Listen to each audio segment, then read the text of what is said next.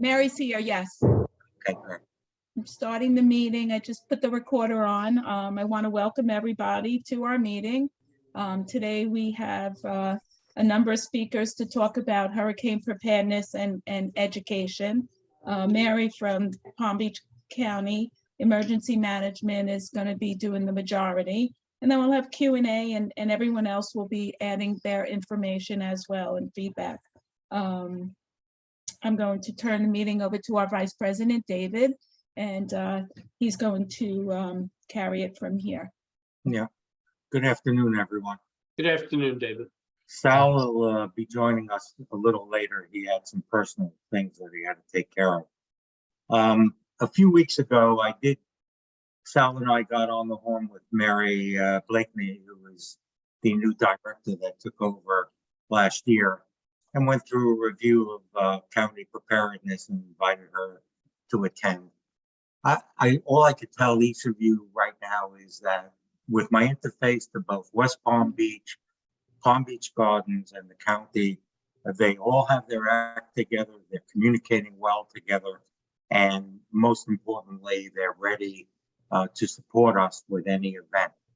The big obligation we have is to take this information, whether it be the hurricane guides that are online at the county or at the city, and get them out to our communities, because as we all know, we have a lot of people here this year that are now full-timers for the first time or new residents and have never been through a hurricane.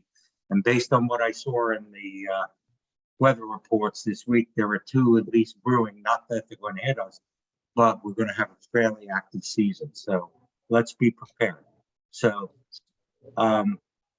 the other thing that we're going to be talking about today, which I think is very significant, is, and we're going to hear from Don Kiselewski about an update on FPL and their zero carbon initiatives, which, as you were published in the June 14th Sentinel, as well as Palm Beach Post and Miami Herald.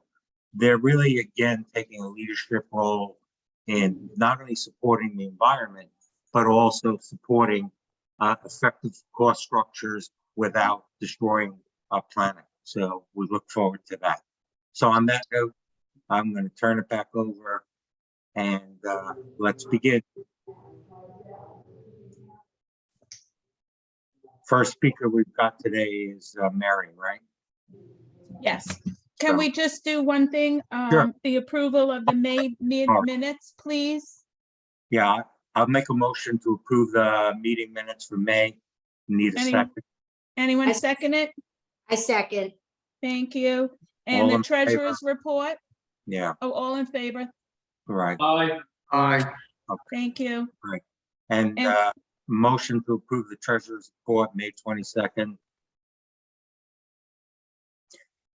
Second, please. All in favor? Aye. Okay.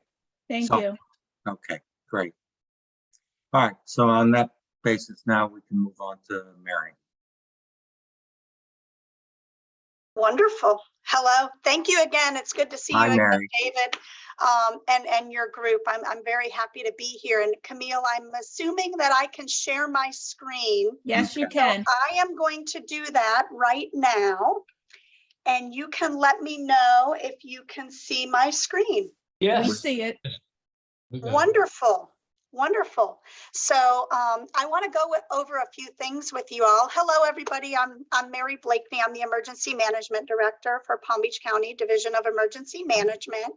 And I want to share with you a little bit of information about what we're doing here, how we're organized at the division. But I also want to share with you a little bit of a seasonal perspective of what we're looking at here in the 2022 hurricane season. And then I'm going to talk a little bit about how you all, as your community leaders, can assist us here at emergency management, as well as your cities. And I know your city of West Palm and city of Palm Beach Gardens, who we communicate with, their emergency management folks, how I know you can assist them as well. So if you don't mind, I'm going to dive into it.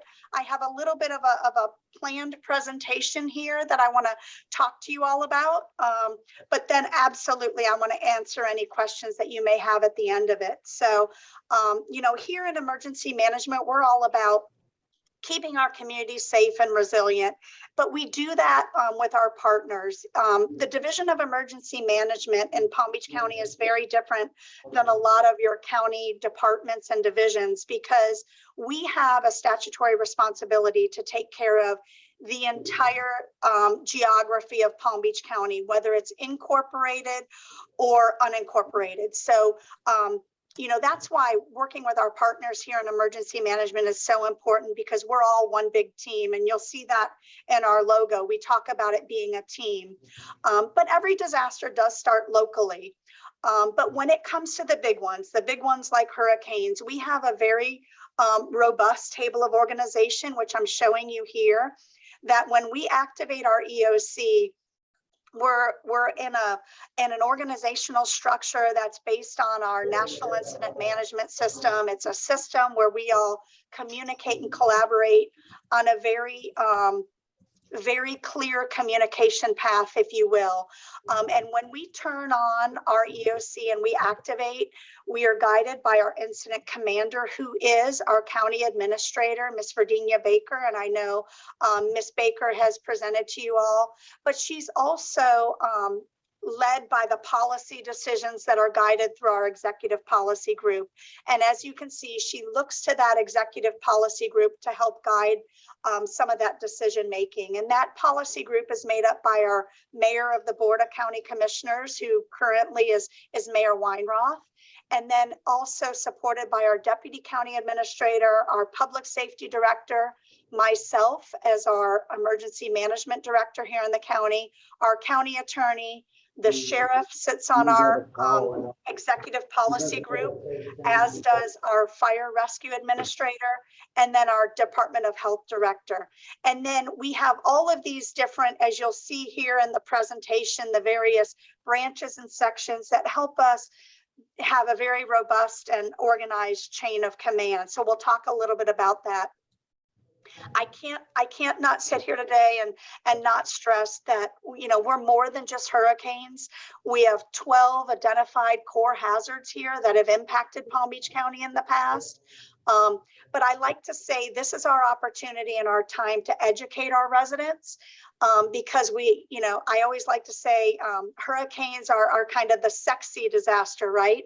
It's the one that everybody looks at, the one that gets the most attention. So it's our opportunity to talk about preparedness. But when we talk about preparedness, we talk about any hazard that could impact us. So when your residents are preparing, or you're preparing personally for a hurricane, you're also preparing for any number of those hazards that could impact us.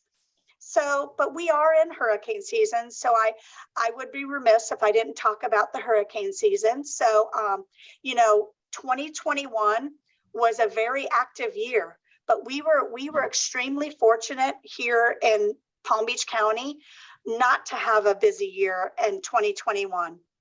But that was just, you know, we can say it was luck, it was Gulf Stream, it was currents, whatever you want to tie it to. But it does take just one. So, but everybody always is so interested in what the forecast is going to be.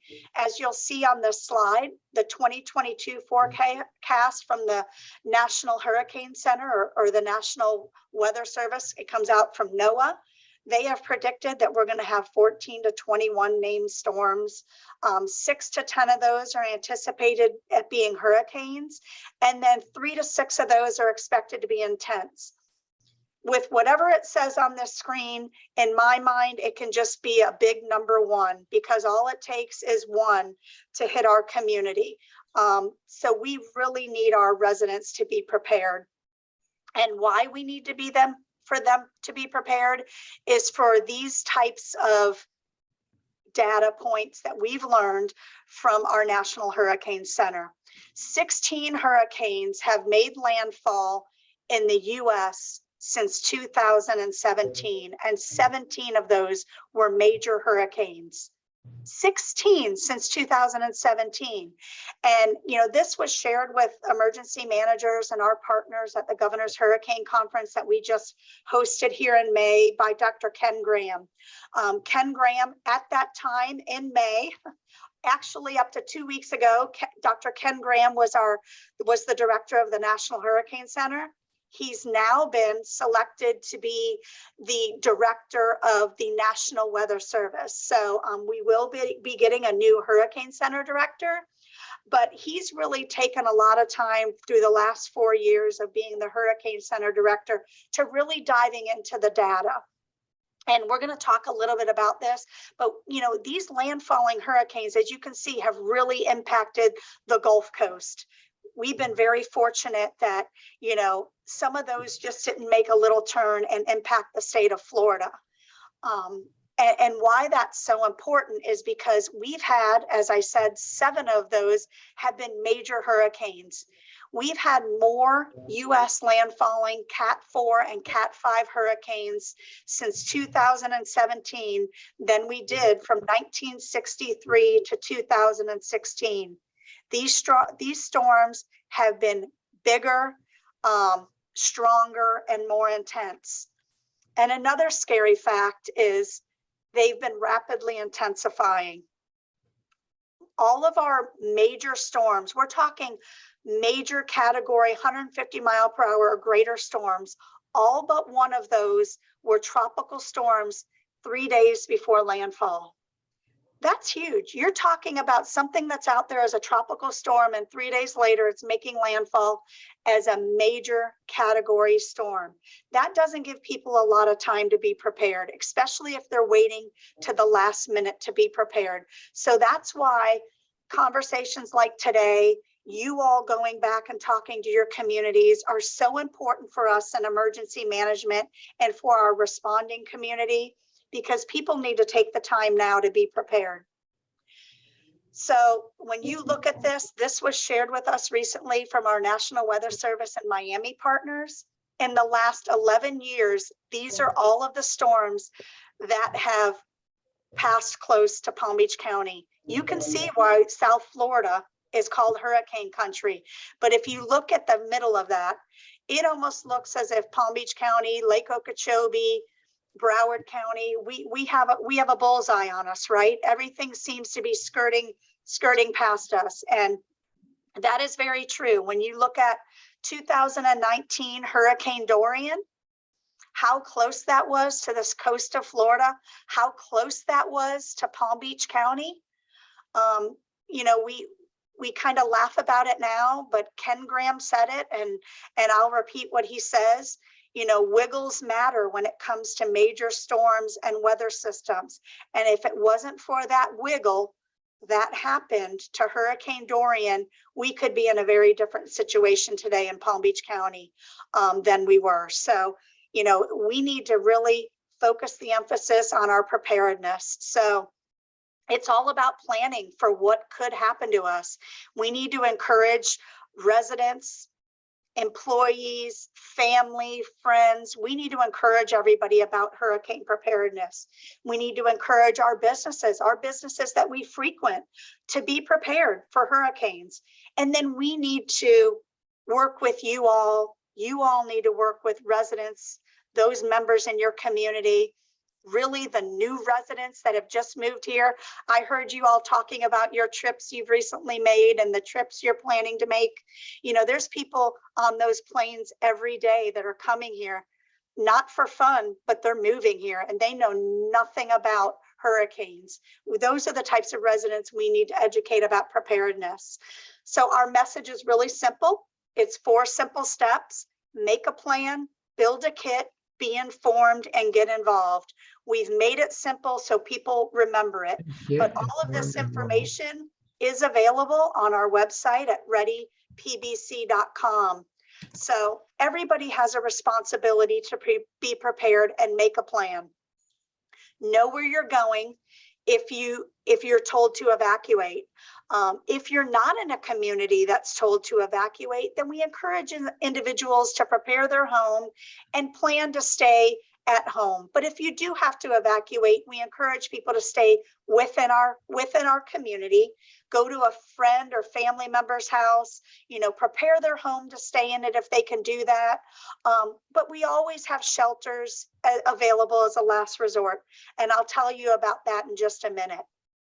But people need to understand and prepare their home, know if they have, shutters. They need to understand when to put those shutters up. They need to identify the help in putting those shutters up if they need help in doing so. But understand what mitigation measures are available in their home. It's very important to do that. We're encouraging people to know your zone, which means know your evacuation zone, but also know your home. Know your home if your home is in an evacuation area or not.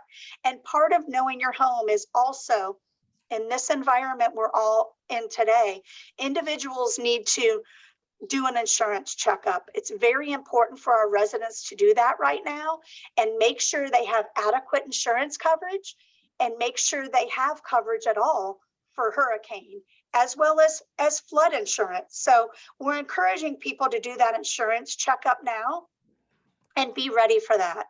It's very important for individuals to make a plan, to build a kit. This is a disaster preparedness kit, and keep it stocked year round. Like I said, we're an all hazards approach.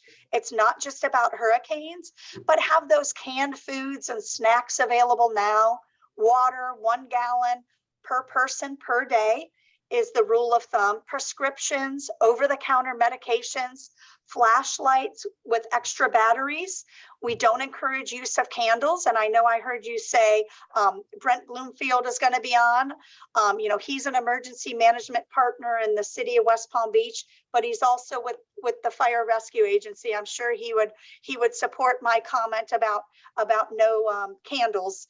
Go to flashlights, go to battery powered lanterns, personal hygiene supplies, baby items, pet items, any type of special needs items, cash and important documents. You want to have all of those items in your disaster supply kit. And then as well as paper products and plastic utensils. We encourage people to do that so you don't want to have to worry about doing dishes, cleaning the items during a disaster. Just get those items that you can throw away. We encourage people to get involved in their community and in civic groups. This is the way our community is going to recover. Whether you have a community emergency response team in your community, that is a great way for members to get involved in their community, is to have a community emergency response team.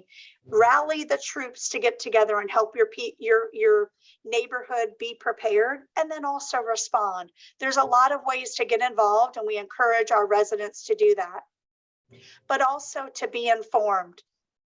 There are several different ways to get information, but we encourage residents to follow official communication sources. Sign up for our Alert PBC, download our phone app, which is called PBC Dart, follow our social media or official social media sites, and then pay attention to local media outlets, websites, verified information websites. I want to talk to you a little bit about some of those resources I mentioned. Our readypbc.com, alertpbc.com, our telephone app, which is called PBC Dart. You can take any of these tools and share this information in your communities. Our Alert PBC is our telephone notification system. Alert PBC will notify you via phone call, text message, email, however you want to be notified. The system is available to notify you of immediate threats that could happen to you and your community. You pick the location and you pick the way you want to be informed. It's all done through alertpbc.com. None of your information, if you sign up your cell phone, none of your information will be shared. Your communication information is only kept within our system to be used for public safety emergencies. That was written into Florida statute where that Your contact information is confidential within our system. And then we have PBC DART. That's our telephone app. And you see the image here. That's our disaster awareness and recovery tool. It shows you shelter locations if we activate. It lets you know if your area is evacuated based on where your phone is located. But we also have components in this where our business and industry group here at the EOC works with our building supplies, our grocery stores, our gas stations to notify our phone application if they're open and available post-storm. But it also has damage reporting tools in it where you can report damage even to your individual home through the phone application. And we get that information instantaneously back here to the EOC. Not that that'll be the official form of damage assessment, but it'll allow us to get an immediate snapshot, an immediate look at situational awareness as to what's going on in our community. So we want to do that. But remember, if you have to evacuate, if you're told to evacuate, you need to do so. I like to point out here, and why I think this slide is so important, is we create evacuation zones for emergency management for hurricanes based on storm surge, not based on wind speed, not based on storm strength. It has everything to do with anticipated storm surge that could impact our county. You know, you've probably heard it before. Emergency managers have a tagline that we hide from the wind, but we run from the water. When we're evacuating people, we're encouraging them to run from the water. And that's because we anticipate storm surge to be several feet. It could be 1 foot, it could be up to 9 feet of storm surge that would be impacting our community above the high tide level. So we base those evacuations off of information that we get from the National Hurricane Center and the National Weather Service. And storm surge changes with each and every storm. So we encourage people, if they're in an evacuation zone, if we issue an evacuation order, they need to heed that warning. As I said earlier, we encourage people, if they're not in an evacuation zone, to secure their home and stay in their home. But if individuals are in an evacuation zone and are told to evacuate, they should evacuate. Obviously, we'd like them to go to a friend, a family member's home first and foremost. But if they have no other option, we do have hurricane risk shelters. And why I say it should be their last resort is these are exactly what they show that they are. They're schools. Individuals are set up in school gymnasiums and classrooms. There are no cots. I mean, we're basically providing the building for people to be safe in during the storm. Another tagline, you know, it's a life raft, not a cruise ship when you go to a shelter. We can't expect people to think that there's these comfortable accommodations. It is exactly what we're telling people it is. It could be, you know, 20 square foot on a gym floor, but if they are told to evacuate, it's better than them staying in their homes. So, you know, when we talk about, these are some pictures of post-storm shelters as well as our special needs shelter.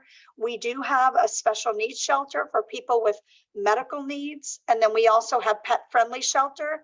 Both the special needs shelter and the pet-friendly shelter, individuals do need to pre-register for. They can find all of that registration information on our website, readypbc.com. But where can you all help us as leaders in your community? I would really say that we could use your help in managing those expectations of the residents, letting them understand our response priorities immediately after a storm. Why I say that is, you know, life safety is our #1 priority. Our second priority is then establishing communications, getting critical human needs systems back up and running, should they be impacted, looking at mission critical infrastructure, and then environmental hazards. Those are our priorities.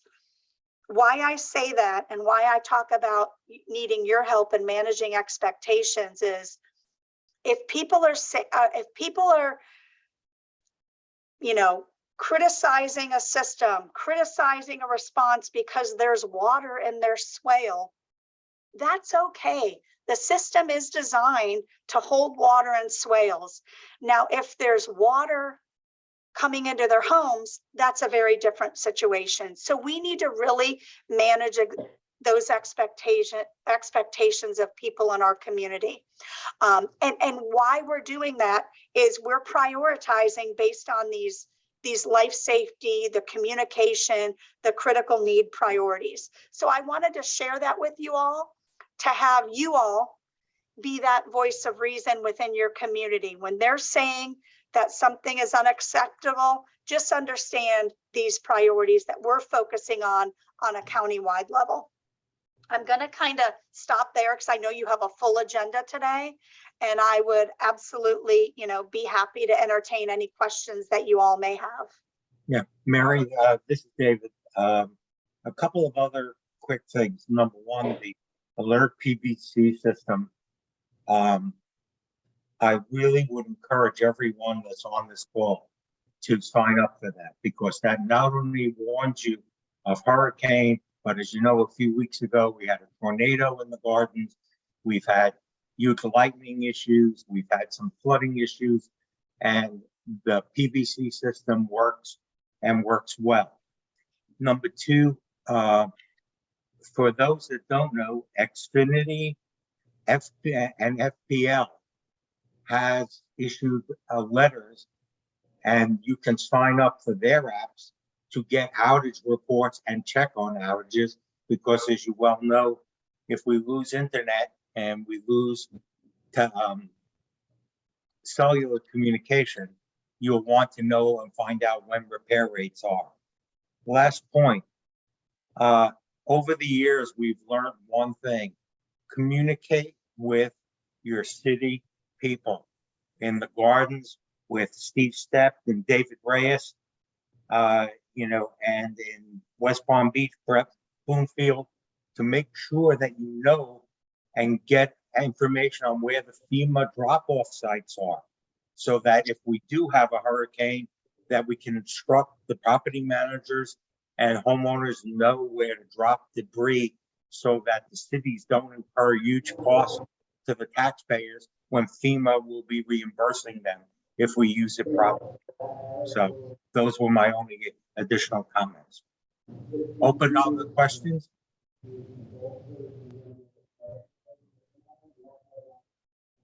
Anyone have any other questions of Mary? Thank you, Mary. It was very thorough.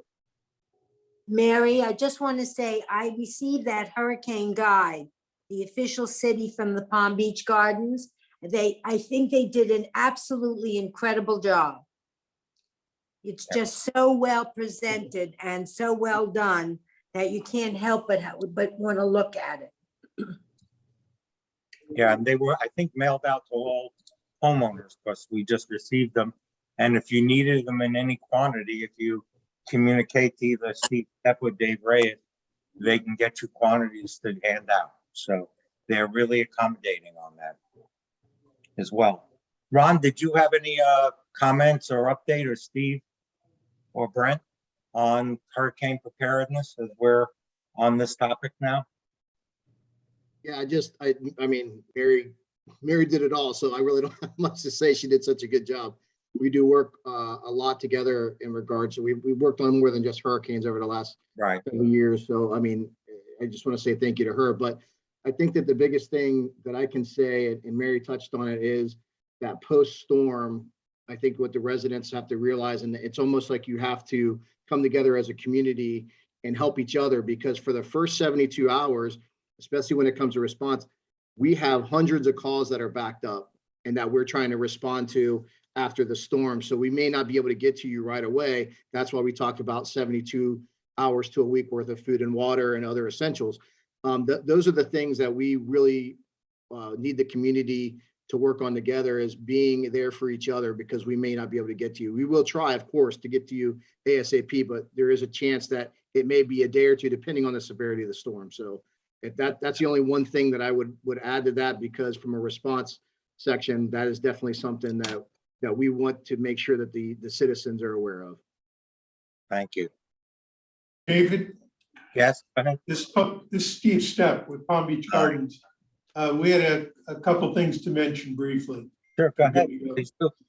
Well, the first one you kind of hit on, it was our redistribution of our Palm Beach Gardens Hurricane Guide. It's been a couple of years since we put that out. We noticed a lot of new residents and people were asking about it, some brand new neighborhoods that are popping up, and rather than trying to figure out who is new and what areas, we figured we'll just send it out to everyone. And after a couple of years, we've gotten pretty good response from doing that. Also, additional copies are available if anybody needs it, just as you had mentioned.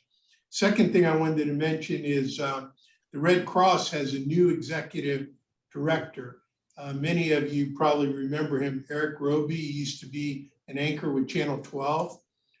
David Reyes with our agency is setting up a meeting with him for introductions and an overview of our emergency management, our operations, and a chance to renew our partnership with the Red Cross, exchange phone numbers. So we think that'll be good if, God forbid, we have an emergency.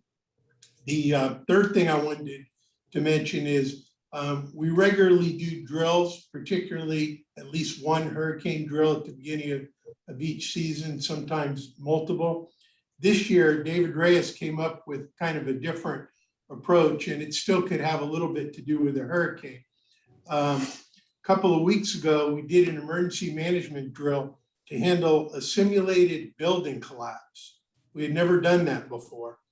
The only information prior to the drill given to everyone was that it would be a simulated emergency response on scene and the activation of our emergency operations center. The drill was to see how quickly we could set up a unified command and how quickly we could activate our EOC. Additionally, we were practicing our communication skills, our resource allocations, and coordination both internally among all of our departments and externally with other departments and agencies. To a limited extent, we coordinated with Palm Beach County, the fire rescue, the county warning point, our emergency management partners, North Palm Beach, hazmat, all our utilities were involved, and the South Florida Urban Search and Rescue. We did some contact with our vendors, which went surprisingly well. We called them, contacted them however we could, told them this was an emergency management drill. Had it been real, we described what took place and what we need and how quickly they believed they could honestly get that equipment to us or whatever resources we needed. And we were pleasantly surprised with the response that we got from them. We talked about staging areas for equipment and check-in for responders that were showing up. You know, there would be a very heavy response to a building collapse. And when the media were to get hold of that, we would have an influx of media. So we developed a little bit of more to our protocols of how we would handle the on-site media. One of the issues we did notice that we worked on was a little bit on the communication and making sure that every agency involved had the same information. And also we had at least one situation where we had a duplication, a resource request. So if we needed a front loader, we might have had two different entities ordering front loaders from different agencies where we only needed one. But other than that, it went surprisingly well. It was an eye opener because our EOC is usually activated for hurricane events, which could include a building collapse. tornadoes, whatever, but this gave us a chance to set things up a little different and react different. And we were also surprised at how quickly all of our people just jumped right in and got right to work with very little information. So I'm happy to answer any questions. I don't know if anyone else has. Yeah, I think one thing I could say, I mean, again, Ron, thanks to you and your team for just doing an outstanding job in opening up access to both David and Steve over the years. We have, and I urge each of you, if you have a hurricane plan that hasn't been reviewed, or you have questions about new approaches, reach out to David and send him a copy of the plan. He will come back to you with ideas and comments. And we do an annual review here at Mirasol and Mirabella every year with them. And I will tell you, we think, after 10 years, we wouldn't think that we'd have new ideas, but every year we find something that we can improve in our communication, in our education, and in our preparedness. So, thank you to them, but I urge you, now is the time to do it, not after the hurricane. Anyone else with questions? Okay, gentlemen, thank you. Mary, thank you very much. Okay. So next topic, Camille. The next one is with Don from FPL. Yeah. So I want to make, as I started before in introducing Don as he comes on, where Next Energy in early June announced that they were going to take an industry-leading real zero goal to eliminate carbon emissions from our operations. And as you know, they're leading right now the country in solar initiatives, in wind initiatives, and water initiatives, and some non-described gas initiatives that will allow for greater efficiency without increasing carbon footprint.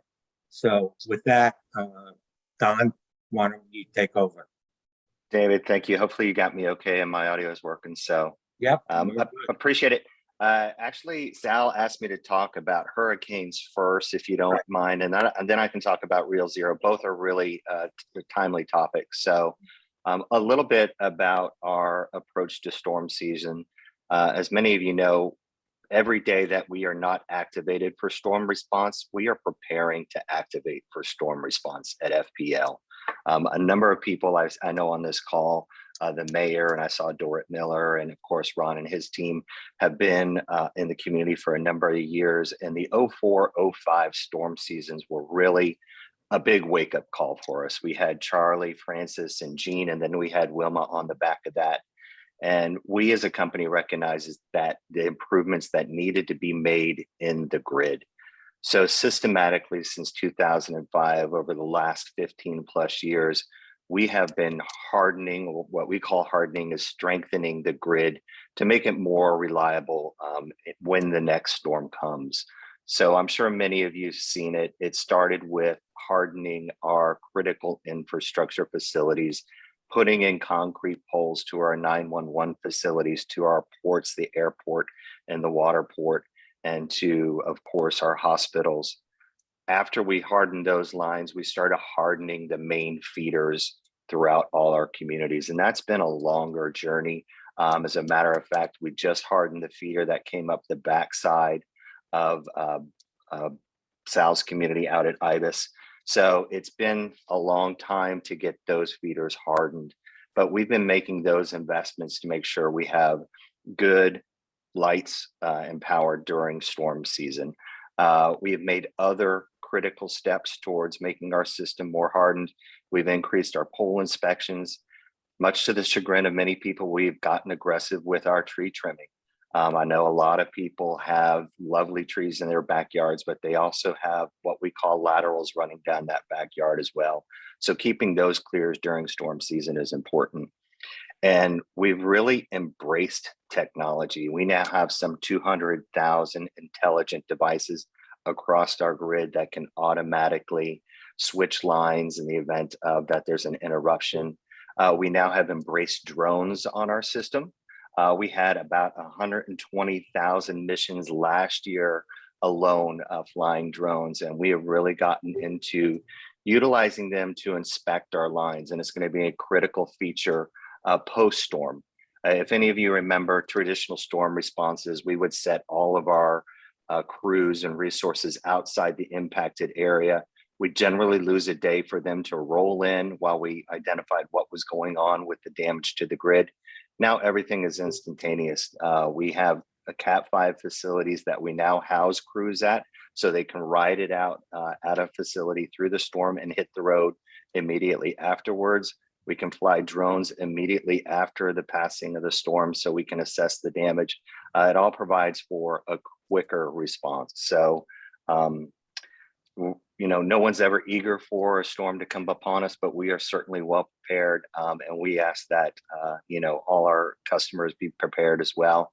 We work closely with Mary and Ron and all the EOCs across our territory.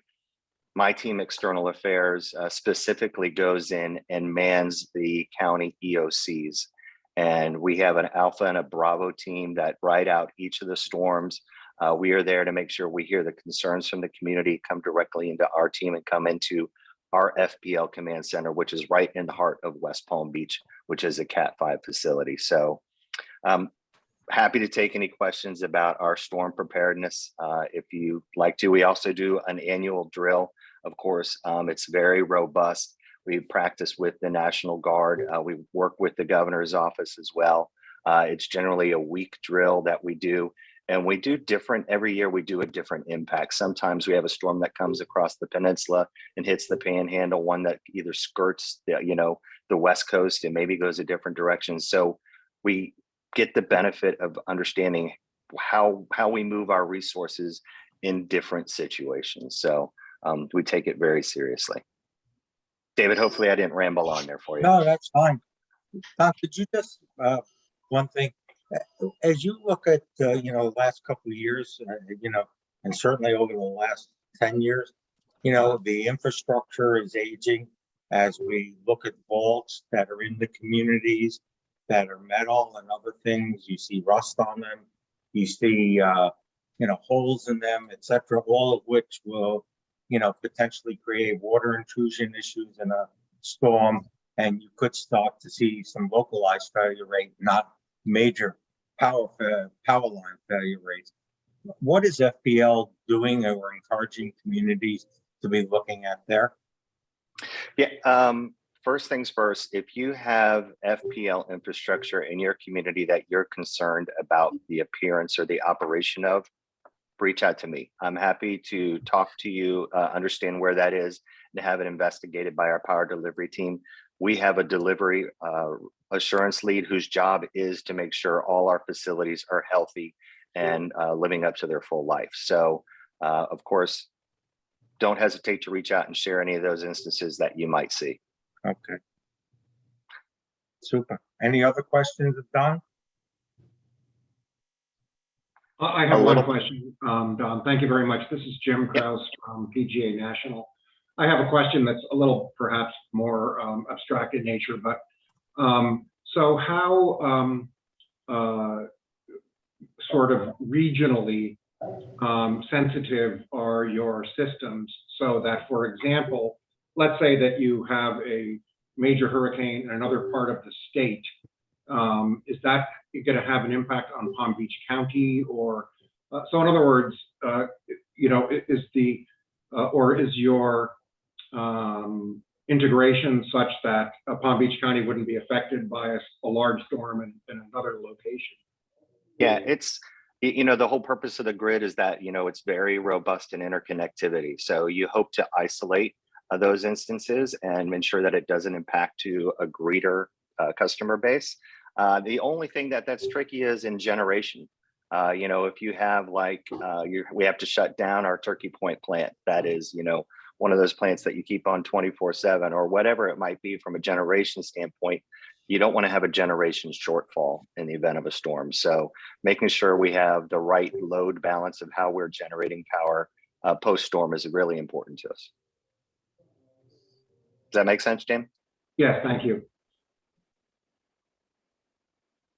And I think, again, going back to the app, it's very easy if you have an outage. A couple of weeks ago, there was a localized outage here because a truck had knocked down a power line that fed into the community. And you can get on the app and immediately see whether it's been reported or not. They try and give you an estimated time of repair. And more importantly, if you sign up for it, they text you when it is repaired. So, I mean, they really have a good 360 system on that. So again, try to use their tools because they're good. So someone just sent a chat. My office line is 561-691-7948. 561-691-7948. If anybody has any questions, they can always give me a call. Yeah, this And yes, Bob Yeager. I do have one question. Are your new solar installations designed for a Category 5 storm? well, they're designed for the appropriate wind loading for their air part of the state. So, certain parts we don't expect to get Cat 5 interior, but they are zoned installed for the appropriate wind loading. Right. So moving on, and David, yes, thank you for mentioning the app. That is a great tool to have when there's an outage. A little bit about Real Zero. As David mentioned, I'll just touch on that. About 2 weeks ago, NextEra Energy, which is the parent company of FPL, which is in the side Florida, and NextEra Energy Resources, which is outside Florida, that provides wholesale power in 48 states. Our parent company announced that we are embracing Real Zero, which means that we are eliminating carbon from our generation footprint by 2045. You might have heard of net zero, where you maybe use natural gas over here and you use wind over here and use the credits of the wind to offset whatever you're doing from a fossil standpoint. Real Zero is a total, complete elimination of carbon from our generation. And it's going to be a gradual, every 5 years, there's a metric that we're trying to hit of how many, plants that we still have in operation. But the intent is to go large on solar here in the state of Florida. We already have 50 universal solar sites. If you drive up I-95, you see some outside of Port St. Lucie. If you go across I-10 on the way to Tallahassee, you'll see some there. We're going to go big on universal solar. We're going big on battery. We have our first solar battery that was installed in Manatee County, dedicated about a year ago. And it essentially captures the sunlight and puts it to a battery for discharge, either during a storm or at night. And then we're also going big on green hydrogen. And essentially, we're going to use solar power to break down a water molecule between hydrogen and oxygen, and use that hydrogen to feed into what was a traditional fossil fuel natural gas plant. Hydrogen burns a little hotter, so we have some technology improvements that have to be made on the infrastructure and the turbines of those gas facilities. But we think that we are pretty confident that that type of innovation will continue to progress throughout the next 10, 15, 20 years. By the time we get to 2045, it will be a mainstay in our generation fleet. That coupled with, of course, our nuclear plants, which are all carbon free already. We have our Turkey Point and our St. Lucie plant as well. So an exciting time. Lots of questions abound about the plan. We have a good fair amount of answers to them, but not all of them. And I'm sure we're going to have some struggles and hurdles along the way, but we are embracing what is, we think, a very realistic opportunity to decarbonize America, and we are going to lead the way. David, thank you for letting me give that little tag. Good. There was a question asked about where do we find these apps? If you go into the stores, the Apple store or the Chrome stores, and you do a search on FPL or on Dart or on Xfinity, they will direct you to those apps and you can update them. You can also go to fpl.com and see your bills and sign up for follow-up there. So I'm going to take David on the road with me. David, come on, right. you're going to be. I mean, we're very fortunate to live in the two cities that are represented by our communities, because the communication between our residents and the companies that serve us is really excellent, and they listen. So that's good. Okay, any other questions? Comments? All right. Camille, you wanted me to go on to the discussion on the financial stuff? Yes, I can bring it. I can share the screen with the link. Why don't you do that? Joe Abruzzo, who is the clerk of the city court and controller of Palm Beach County, sent out an excellent document called Checks and Balances, which we posted on our site, and you can see. And as you can see, if you just Camille, can you scroll down to the table of contents? Actually, Rodney is on the call. David. Good. So if he wants to, let's hear from Rodney. Go ahead. Rodney, would you like to say something? Hello, everyone. Hi. Very quick, what the report is, it's the popular annual financial report. And basically it's a rundown of how the county spends your tax dollars. So we are also the comptroller for the county, and we, I don't want to say the word audit, but we monitor the county spending. We reconcile the spending. And so this will tell you how your sales taxes are used, where the money for the county budget goes, and how it's spent. And that's it in a nutshell. I also tell people if they have any insomnia at night to pick it up and start reading it. And that'll help them go to sleep. But that's it basically. Okay. There were a couple of highlights that that were part of the property tax revenue reached a new record. Matthew Lane. Corrected 1.34 billion in property tax. Matt, could you mute yourself, please? Okay, tell me what the situation is. Matt, can you mute yourself? My adult son, who actually lives here in Southern California with me. I'm trying to get him. Give me a minute. He's working right now. Otherwise, he would be calling you. So I'm trying to just help out with finding the right people to. Excuse us. Okay, sorry. That's okay. It increased 5% over the previous year. Home values went up 24%, year ending at $525,000. And through the investment portfolio, the county earned $28 million for county taxpayers to help pay for county programs and services. Yeah, so it really gives you some excellent information on mortgage and deeds and foreclosures, which were down 21%. So the economy was good. We'll see what happens this year.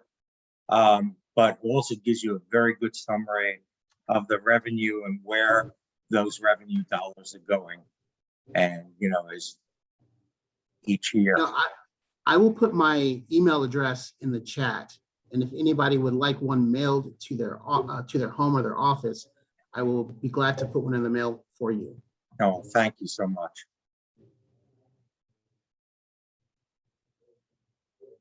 Okay. Any questions or comments about this topic?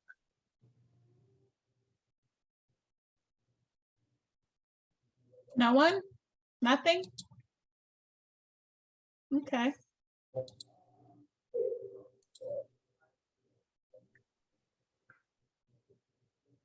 Okay.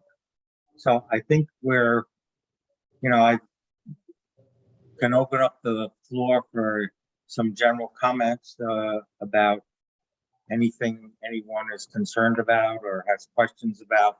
that has not been covered in the agenda since we have a couple minutes before our 5 o'clock ending? Anyone?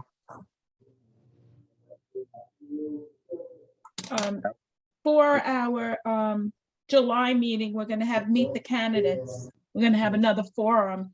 We have August 23rd is the next election for Port of Palm Beach, County Clerks,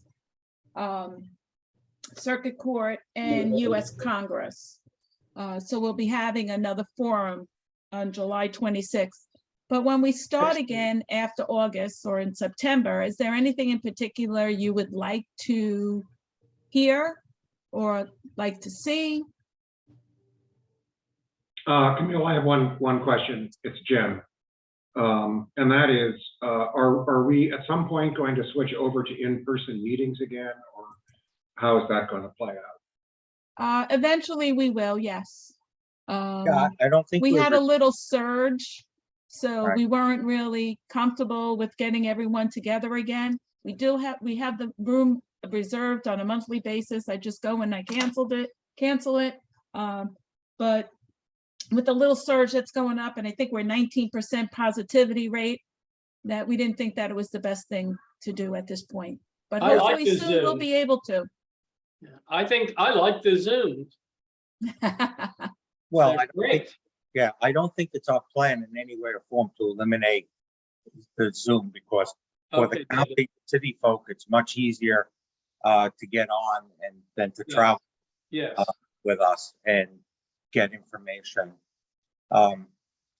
As I see our wonderful mayor of Palm Beach Gardens sitting there looking at me, Chelsea, is there anything you wanted to update us on while we've got a couple minutes that's going on in the city? I know you're looking at some hospital issues and new hospitals and other things.